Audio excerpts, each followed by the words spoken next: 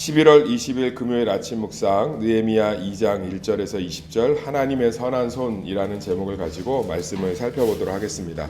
이 느헤미야가 예루살렘의 성벽이 재건되지 못하고 불타고 다 무너졌다라는 소식을 듣고 이제 마음이 좀 되게 힘들죠. 그래서 좀 포로로 귀환한 자기 백성들이 예루살렘 도시를 아름답게 세울 것 같았는데 그러지 못한 소식을 듣고 이제 근심합니다. 그런데 참 이 느헤미야서가 재밌는 게 느헤미야가 아닥사스 왕의 술 맡은 관원장, 굉장히 높은 고위직입니다. 그리고 왕의 신임을 받는 자리고, 왜냐하면 이 당시 독살이 많았기 때문에 음식이나 이런 것들을 담당하는 신하들은 굉장히 높은 위치, 신뢰를 받는 위치였습니다. 그것을 포기하고 돌아오는 과정을 자세하게 기록하고 있어요. 그것은 이스라엘 백성들이 기억했으면 좋겠다는 거예요. 그게 뭐냐면 하나님께서는 모든 것들 가운데 우리의 문제와 이런 것들을 단순하게 인도하고 역사하지 않고 이 세상에 있는 모든 것들을 사용하셔서 역사하신다는 거예요. 그게 뭐냐면 오늘 아닥사스 왕이 얼굴이 좀 근심하니까 그것에 대해서 이제 질문을 하잖아요. 그것은 사실은 굉장한 결례예요. 아마 이거를 이 당시 사람들이 읽었으면 손이 좀 떨렸을 거예요. 술 맡은 관원장이 왕 앞에서 얼굴이 근심하다는 건 목 날아가는 거죠. 우리는 친구라고 생각을 하고 있단 말이에요. 황제, 페르시아 제국의 대황제. 그런데 술 맡은 관원장이 술맛 떨어지게 인상 찡그리고 있으면 어느 왕이, 우리가 광해라는 영화를 보면 거기 있는 조그만 상궁을, 아주 어린 상궁을 광해 왕 이병헌이 아끼잖아요. 그거 하나만 봐도 감동이 되는데 하물며 이 당시에 아닥사스 왕이 왕 앞에서 얼굴을 찡그리고 있다는 건, 이건 저는 쉬운 문제는 아니라고 생각해요. 쉬운 문제가 아니라고 생각해요.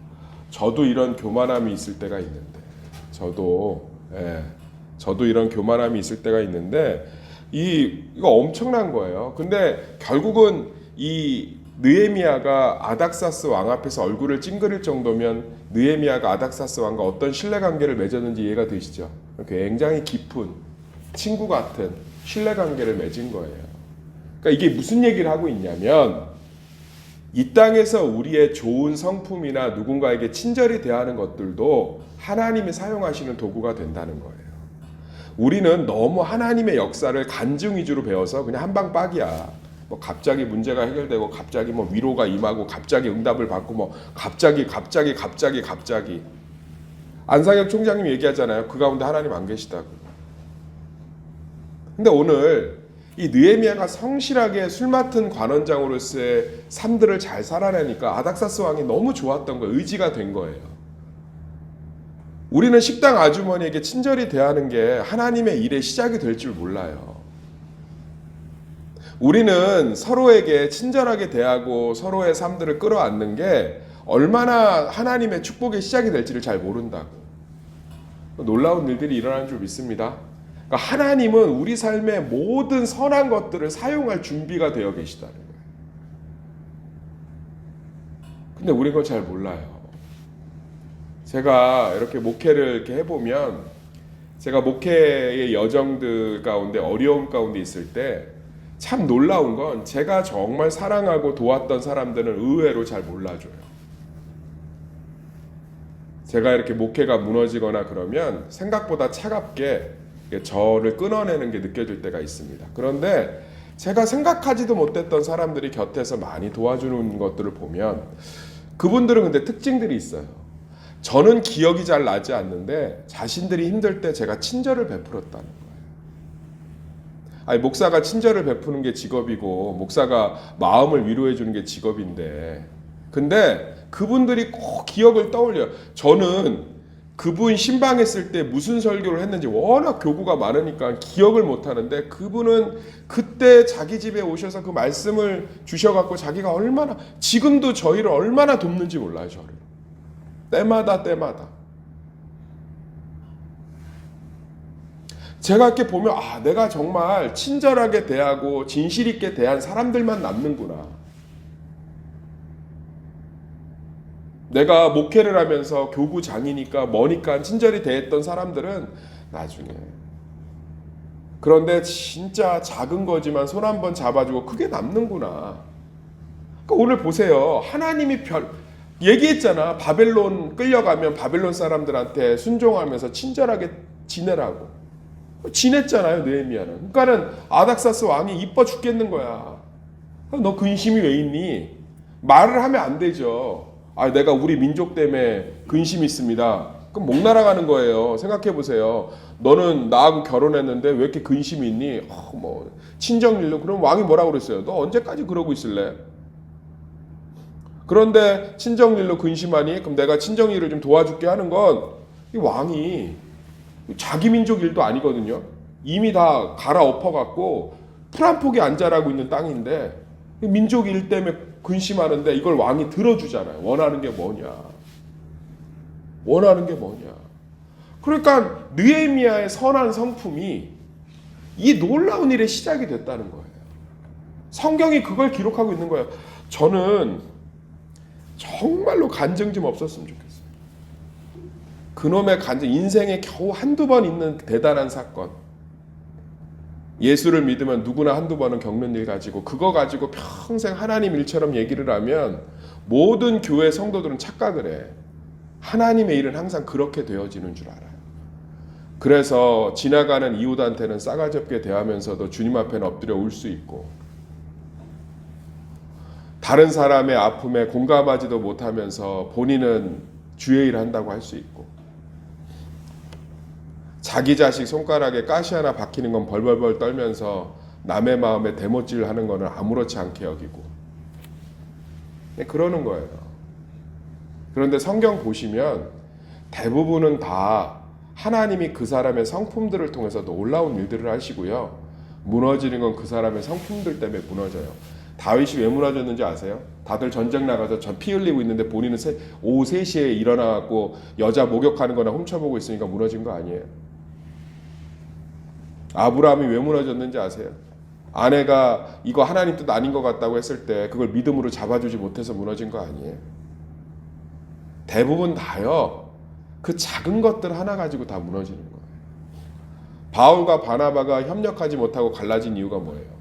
그 마가를, 그 연약한 어린 마가를 이해하지 못한 거 아니에요. 우리는 우리의 친절이나 우리의 성품이나 우리의 긍정적인 말이나 우리의 따뜻한 태도를 통해서 하나님이 얼마나 많이 일하시는지 몰라요. 자녀들 회복하느라고 40일 금식기도 하셔도 회복이 되지만 자녀에게 믿음이 있는 말로 따뜻하게 대할 때 그 말을 통해서 역사하시는 줄 믿습니다. 그 노숙자로 그 기업 그 성공하신 분 그 퀵보드 만들어서 얘기하잖아요. 지나가는데 그 노숙인 밥 먹는데 어떤 분이 손을 잡더니 당신은 하나님의 사람입니다. 그날따라 그 말이 그렇게 자기 마음에 남아서 하나님이 나와 함께 하는데 내가 왜 노숙을 할까? 그때부터 일을 시작했다는 거 아니에요. 할렐루야.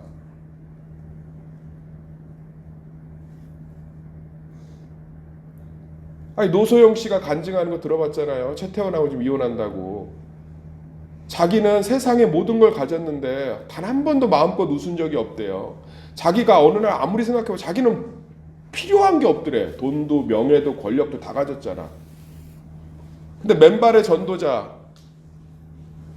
이춘삼 목사님 그 전도자를 만났는데 그분이 그렇게 행복해하는 표정을 보고 행복이 여기서 오는 게 아니구나.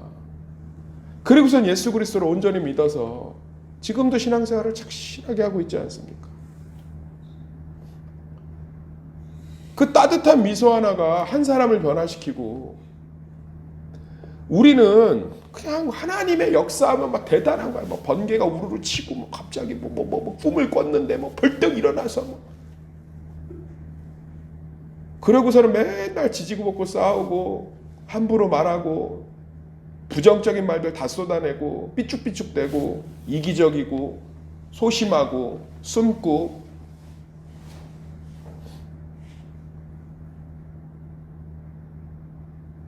하나님의 역사를 대단하게 경험한 목사들이 사고 다치고 있잖아요 지금. 아니 내가 민족보고만 갔다 왔잖아요. 그 이태희 목사님 딱 얘기하더구만. 한국교회 부흥의 부흥 강사들이 주도적인 역할을 한 것도 있지만 한국교회 몰락의 부흥 강사들이 주도적인 역할을 한 것도 있다. 내가 참 큰 그릇이라고 생각했어요. 그 얘기하는데.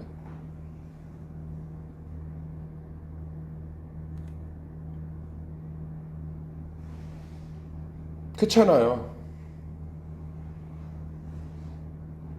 기적이라는 방법, 하나님의 역사가 대단하다는 것들은 가르쳐 놨지만 성경을 잘 읽어보면 대부분 하나님이 참 우리의 삶의 태도들을 통해서 정말 많이 일하십니다. 믿으십니까? 시편하고 잠언 보면 다 삶에 대한 태도들 아니에요. 그게 지혜라고. 여호와를 경외하는 게 모든 복과 지식의 근본인데 믿으십니까? 여호와를 경외한다는 게 겸손 아니에요. 겸손. 사람들이 진짜 하나님의 역사가 어디서 벌어지는지를 잘 몰라요. 저도 아직 연수가 많지 않지만 40대 중후반을 넘어가면서 깨닫는 게 하나님이 내 삶의 태도들을 가지고 정말 많이 일하시는 것 같아요. 내 삶의 태도들을 가지고. 사랑하는 성도님들 여기 보세요. 아닥사스 왕이 움직인 게 느헤미야가 뭘 했는데 여기서 그냥 하나님 말씀에 순종해서 페르시아 사람들에게 친절을 베풀었어요. 그 왕이 얼마나 좋아해요. 돌아오라는 거잖아요. 돌아오라는 거. 그런데 이 산발랏하고 도비아가 이제 반대하기 시작하죠. 여기 보면 산발랏과 도비아가 이스라엘 백성들이 흥황하게 하려는 사람이 왔다함을 듣고 근심하더라. 질투했다는 뜻이에요. 시기했다는 뜻이에요. 예, 제가 다시 한번 말씀드릴게요. 시기와 질투를 하는 인생보다 받는 인생이 훨씬 낫습니다. 시기와 질투를 받으면 그 주님 앞에서 주님 합당한 일 했으면 담대한 거야. 그러니까 이 느헤미야가 얼마나 담대해요. 이런 가운데 그냥 하나님의 일들을 착착 진행하잖아요. 왜? 자기 삶의 행동의 동기가 하나님이니까. 시기와 질투가 내 삶을, 시기와 질투 받는 게 내 감정이나 삶을 무너뜨리는 게 뭐 때문에 그런 줄 아세요? 사람 때문에 사람 보고 자란 거예요. 그러니까 사람들이 싫어하니까 근원이 사라지니까 힘들지. 내가 뭘 잘해, 열심히 해, 인정받으려고 한 거라고. 100%. 그걸 하나님이 딱 드러내는 게 시기 질투 받으면 무너지는 거예요. 그냥 이건 1 더하기 1은 2라는 공식이에요. 사람한테 인정받으려고 한 게 아니면 아유 저거는 나대, 아유 저거는 왜 이렇게 교회에서 오버해, 아유 결국 저게 뭐라고 막 그거에 내가 무너지는 건 출발점이 하나님이 아니라고. 대표적인 사람이 누구죠? 모세죠. 자기 민족 사람도 때려 죽일 만큼 민족을 사랑하더니 민족이 너도 우리 죽이려고 했냐? 그리고 싫어하니까 도망가 버리잖아요. 40년 동안. 왜 내가 일을 하면 시기 질투하는 사람들이 생기냐고요? 잘해서가 아니고요. 하나님이 드러내시는 거예요. 사람 보고 하지 마. 나 보고 해.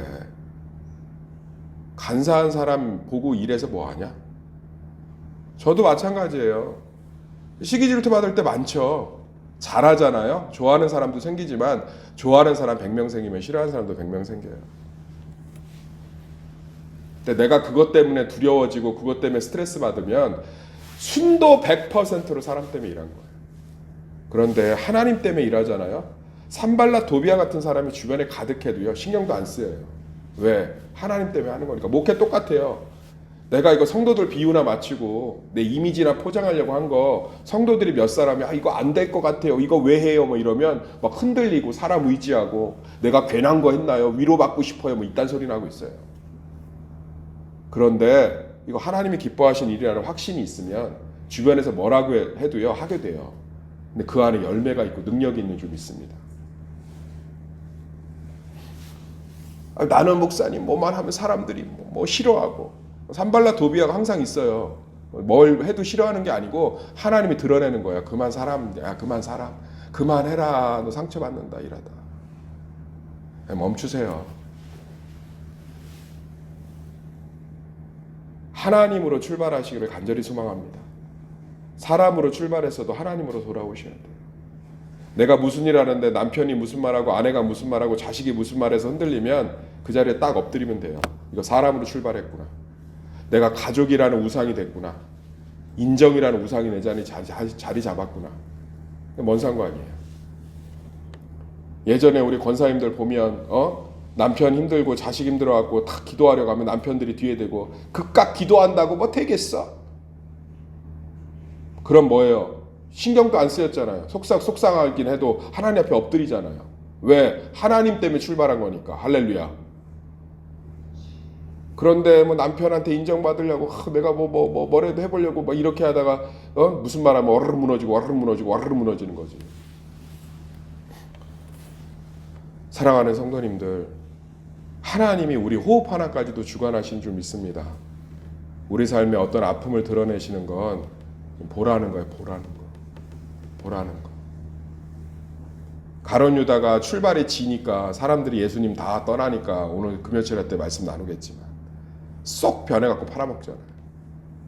이거 아닌가 보다. 출발이 하나님이면 산발랏이 100명이 돼도요 흔들리지 않아요. 출발이 하나님이 되는 2026년을 준비하시기를 예수의 이름으로 축원합니다.